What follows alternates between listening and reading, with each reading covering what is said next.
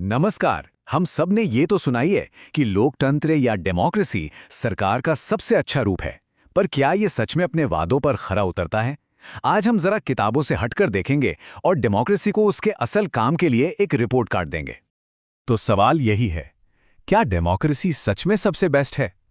ये एक बहुत बड़ा सवाल है और आज हम इसका जवाब सिर्फ अपनी राय से नहीं, बल्कि असल दुनिया के नतीजों और तथ्यों के आधार पर ढूंढने की कोशिश करेंगे। तो ये हम करेंगे कैसे? हम लोकतंत्र के लिए एक रिपोर्ट कार्ड तैयार कर रहे हैं। हम अलग-अलग सब्जेक्ट्स में इसके प्रदर्शन को ग्रेड देंगे ताकि हम एक सही फैसले पर पहुंच सकें। लेकिन ग्रेड देने से पहले ये जानना जरूरी है कि सिलेबस में क्या था, है ना? आखिर लोकतंत्र अपने लोगों से क्या बड़े-बड़े वादे करता है? तो ये हैं वो हेडलाइन वाले वादे, मतलब सबके लिए बराबरी, हर एक इंसान का सम्मान, बेहतर फैसले लेना, हमारे बीच जो मतभेद हैं उन्हें शांति से सुलझाना और शायद सबसे जरूरी, गलतियों को सुधारने की क्षमता, एक तरह का अंडू बटन। और पता है, यही वो वादे हैं जो वोट की पर्ची को इतनी ताकत देते हैं। यही वजह है कि लोगों को लगता है कि उनकी आवाज में दम है और वे अपने देश का भविष्य तय करने में अपनी भूमिका निभाने के लिए घंटों लाइन में लगे रहते हैं। चलिए, अब रिपोर्ट कार्ड निकालने का समय आ गया है। पहला सब्जेक्ट, पॉलिटिक्स। देखते हैं लोकतंत्र यहां कैसा स्कोर करता है। और यहां हमें वो क्लासिक ट्रेड ऑफ देखने को मिलता है। देखिए, लोकतंत्र जवाबदेह है और वैध है। ये लोगों की अपनी सरकार है, लेकिन इस वैधता की कीमत अक्सर रफ्तार होती है।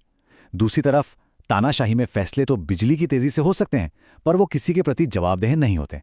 ये लंबी बातचीत बनाम फटाफट फैसले की सदियों पुरानी लड़ाई है। और उस जवाबदेही का एक बहुत जरूरी हिस्सा है पारदर्शिता, यानी ट्रांसपेरेंसी। मतलब हर नागरिक को ये जानने का हक है कि पर्दे के पीछे क्या हो रहा है, क्या नियमों का पालन हुआ भी है या नहीं। यही वो चीज है जो सिस्टम को ईमानदार बनाए रखती है। तो इसे ऐसे सोचिए, लोकतंत्र का धीमापन कोई कमी नहीं है, ये इसकी एक खासियत है। बहस और बातचीत में जो वक्त लगता है, उसी से ऐसे फैसले निकलते हैं जिनके साथ ज्यादातर लोग जी सकते हैं। ये सिर्फ हुक्म नहीं सुनाता, बल्कि सबकी सहमति बनाने की कोशिश करता है। ठीक है, रिपोर्ट कार्ड में अगला सब्जेक्ट, इकोनॉमिक्स। पैसों से जुड़ा बड़ा सवाल, यहां लोकतंत्र का स्कोर कैसा है? ये एक ऐसा सवाल है जो हम सबके लिए बहुत मायने रखता है। क्या लोकतंत्र को चुनने का मतलब एक बेहतर आर्थिक भविष्य को चुनना भी है? और इसका जवाब शायद आपको थोड़ा हैरान कर दे। अगर हम 1950 से 2000 तक के आंकड़ों को देखें, तो तानाशाही वाले देशों की इकोनॉमिक ग्रोथ रेट असल में थोड़ी बेहतर थी। है ना चौंकाने वाली बात? पर रुकिए, इससे पहले कि हम तानाशाही को इकोनॉमिक्स की ट्रॉफी दे दें, ये याद रखना जरूरी है कि ग्रोथ सिर्फ सरकार के टाइप पर निर्भर नहीं करती। देश की आबादी कितनी है, दुनिया के बाकी देशों से उसके रिश्ते कैसे हैं, उसके पास नेचुरल रिसोर्सेज कितने हैं, ये सब चीजें इकोनॉमी के खेल में बहुत बड़ा रोल निभाती हैं। और हाँ, आर्थिक मोर्चे पर एक और कड़वी सच्चाई है। लोकतंत्र आर्थिक असमानता के लिए कोई जादुई गोली नहीं है।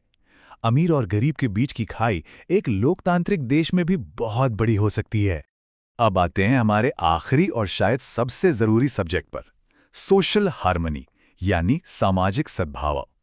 राजनीति और पैसे से हटकर एक अलग अलग तरह के लोगों से भरे समाज को बिखरने से बचाने में लोकतंत्र कितना अच्छा काम करता है। और यहीं पर लोकतंत्र को गोल्ड स्टार मिलता है। मतभेदों से भरी दुनिया में सामाजिक विविधता, अलग अलग विचारों और संघर्षों को संभालने की इसकी जो क्षमता है, वही इसकी असली सुपर पावर है। कोई दूसरा सिस्टम इसके आसपास भी नहीं आता। अच्छा, ये होता कैसे है? ये बातचीत के लिए एक सिस्टम बनाता है। ये जन सुनवाई जैसी जगहें देता है जहां लोग अपनी बात रख सकते हैं, मोलभाव कर सकते हैं और कोई बीच का रास्ता निकाल सकते हैं। मतलब ये बड़े टकराव को बातचीत में बदल देता है। और उतना ही जरूरी ये भी है कि लोकतंत्र उन लोगों को आवाज देता है जिन्हें हिस्टोरिकली चुप करा दिया गया है। इसने लगातार दबे कुचले समूहों के दावों को मजबूती दी है, उन्हें बराबरी के हक और अवसर के लिए लड़ने का एक मंच दिया है। तो ठीक है, नतीजे आ चुके हैं। चलिए हमारे रिपोर्ट कार्ड पर एक आखिरी नजर डालते हैं और देखते हैं फाइनल फैसला क्या है। तो ये रहा फाइनल स्कोर। राजनीति में एक ठीक ठाक बी, ये वैध है पर अक्सर धीमा। इकोनॉमिक्स में C+, मतलब पैसे या बराबरी की कोई गारंटी नहीं। लेकिन सामाजिक सद्भाव में एक शानदार A। ये हमें कुछ बहुत गहरा बताता है कि लोकतंत्र की असली ताकत हमारे मतभेदों को शांति से सुलझाने की क्षमता में है। तो अंतिम फैसला बिल्कुल साफ है। लोकतंत्र में कमियां हैं, ये अक्सर धीमा होता है, ये हर समस्या का समाधान नहीं है, लेकिन जब आप इसे बाकी सभी विकल्पों से तौलते हैं तो ये बिना किसी शक के बेहतर है। और ऐसा क्यों है? क्योंकि ये जो चीजें देता है उन पर कोई समझौता हो ही नहीं सकता। ये हर इंसान के सम्मान और आज़ादी की रक्षा करता है। ये सुनिश्चित करता है कि सरकार लोगों की अपनी है, और ये हमें बहस करने, असहमत होने और गलतियों को सुधारने की ताकत देता है। इन चीजों की कोई कीमत नहीं लगाई जा सकती। जो हमें एक आखिरी और बहुत जरूरी सवाल पर लाता है। सिस्टम हमें अधिकार और एक ढांचा तो देता है, लेकिन इसे असल में काम करने लायक बनाना, इसे अपने वादों पर खरा उतारना, वो जिम्मेदारी हम नागरिकों पर आती है। सवाल सिर्फ ये नहीं है कि लोकतंत्र हमारे लिए क्या कर सकता है, बल्कि ये भी है कि हम अपने लोकतंत्र के लिए क्या कर रहे हैं। इस पर हम सबको सोचने की जरूरत है।